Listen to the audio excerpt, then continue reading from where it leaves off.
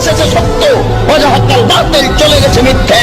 ইন্নাল বাতিলা নিশ্চয় মিথ্যে, কানা যাহুকা চিরদিন মিথ্যে। আমার নাম কালিল সুলিভান। আর ডক্টর জাকির নায়েক বললেন যে শেষ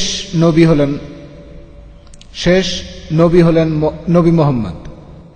আর আমার বন্ধুরা আমাকে বলেছে যে যীশু খ্রিস্ট আবার আসবেন। এই কথাটা কি সত্যি?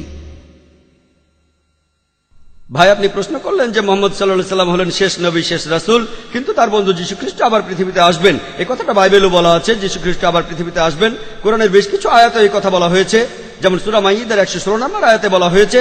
আর সব মিলিয়ে 70টি সহিহ হাদিস আছে যেখানে বলা আছে যীশু খ্রিস্ট আবার ফিরে আসবেন। কিন্তু যে কারণে যীশু খ্রিস্ট আবার পৃথিবীতে আসবেন সেটা হলো খ্রিস্টান ধর্মের যীশু খ্রিস্ট তিনি ঈশ্বরের একমাত্র প্রেরিত দূত, যাকে তার অনুসারীরা ভুল করে ঈশ্বর বলে মানে।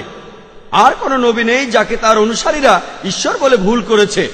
কিন্তু খ্রিস্টানরা তাদের বেশিরভাগই তারা ভুল করে মনে করে যে যীশু খ্রিস্ট নিজেকে ঈশ্বর দাবি করেছেন, আর এই কারণে আল্লাহ সুবহানাহু ওয়া তাআলা তাকে আবার জীবিত করবেন।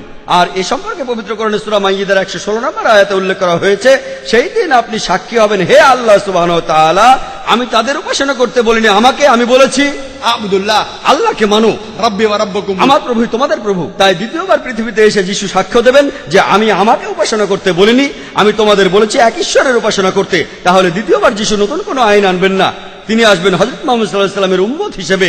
তিনিও এ আইন মেনে চলবেন, কোরআনের আইন আর সহিহ হাদিস। তিনি আমাদের নতুন কিছু শেখাবেন না। তিনি পৃথিবীতে এসে সাক্ষ্য দেবেন খ্রিস্টানদের সামনে, আমি নিজেকে ঈশ্বর দাবি করিনি, এখন তোমরা কোরআন আর সহিহ হাদিস মেনে চলবে।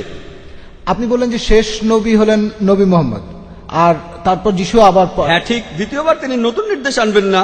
রাসূল মানে যিনি কিছু নির্দেশ পান, তিনি দ্বিতীয়বার রাসূল হিসেবে আসবেন না। তিনি খ্রিস্টানদের সামনে সাক্ষ্য দিতে আসবেন আমি নিজেকে ঈশ্বর দাবি করিনি। তিনি নতুন নির্দেশ পাবেন না। আগে তিনি নির্দেশ পেয়েছিলেন ইঞ্জিলে, সেটা 2000 বছর আগের কথা, যেটা বিকৃত হয়ে গেছে। তারপর মুহাম্মদ সাল্লাল্লাহু আলাইহি ওয়াসাল্লাম আসলেন। তাই যখন যীশু খ্রিস্ট এই পৃথিবীতে আবার ফিরে আসবেন, তিনি কোরআনের এই নির্দেশই মেনে চলবেন আর মুহাম্মদ সাল্লাল্লাহু আলাইহি ওয়াসাল্লামের উম্মত হবেন। তাহলে রাসূল হিসেবে, ঈশ্বরের দূত হিসেবে সর্বশেষ হলেন নবী মুহাম্মদ সাল্লাল্লাহু আলাইহি ওয়াসাল্লাম। আশা করি উত্তরটা পেয়েছেন।